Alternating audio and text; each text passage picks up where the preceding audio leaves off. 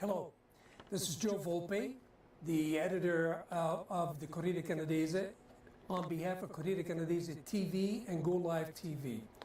This has been an extremely difficult spring and summer for Toronto for its violent nature. An unprecedented spate of violence, but uncommon for Toronto. It's important to say that. However, there's no question that the recent spate of shootings in Toronto represent a cause for concern, just as they should engender sorrow for the victims and condolences for their families. We share in both. No one deserves to be at the fatal end of an act of violence. Not the individual victims, not their immediate family members, not the innocent bystanders, and not society in which these acts of violence are perpetrated. The rush of local politicians with their fatuous cookie-cutter expressions of devastation that something like this could happen in one of the world's safest cities just is not enough. Our first responders, as usual, have proven themselves stellar in an emergency reaction. That's rarely an issue. What is a concern, though, and without appearing insensitive towards the injured victims or disrespectful to the deceased, is that the image and reputation of this city is taking a beating internationally as well as locally. We would all like to hear of some potential solution from either the chief of police, who oversees a budget of over $1 billion annually, or from those responsible for the oversight of the police. That would include the mayor, around whose leadership all potential measures would invariably revolve. And it would include the premier, on whose doorstep the inevitable additional costs for these solutions will be dropped. It should include input from educational authorities and civil society organizations responsible for creating and nurturing a sense of civic responsibility and civic obligation. It should not exclude members of the media and the press.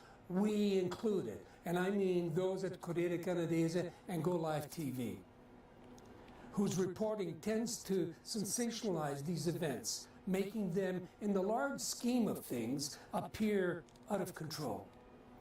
We're sensitive to the fact that we're talking about men, women, and increasingly children.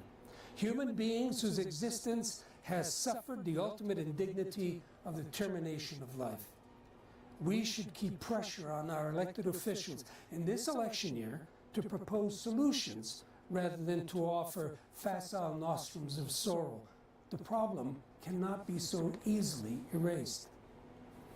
It should be noted, however, that we still live in a relatively civilized society.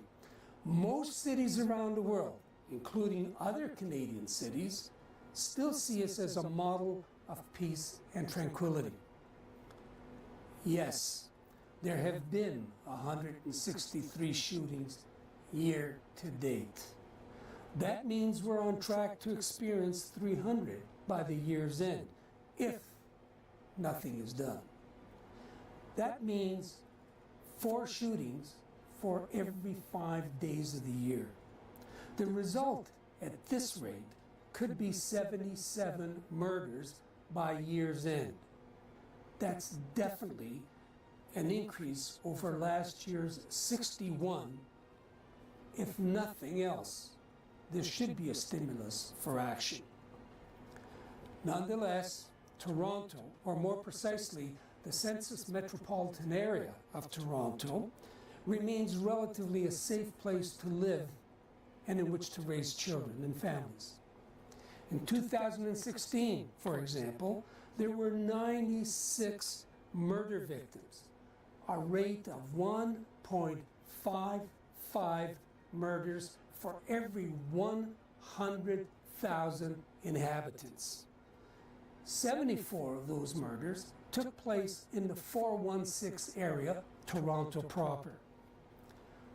The rate in all 33 census metropolitan areas of Canada was 1.63 murders for every 100,000 inhabitants. That's higher than the Toronto rate. Outside of those CMAs, Census Metropolitan Areas, the rate was 1.80 for every 100,000 inhabitants.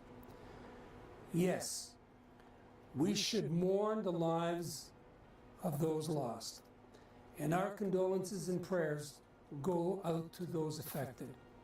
We should also pressure our elected representatives to be proactive in developing and promoting long-term preventative strategies and solutions. For Corriere Canadese TV and Go Live TV, this is Joe Volpe signing off. Thank you.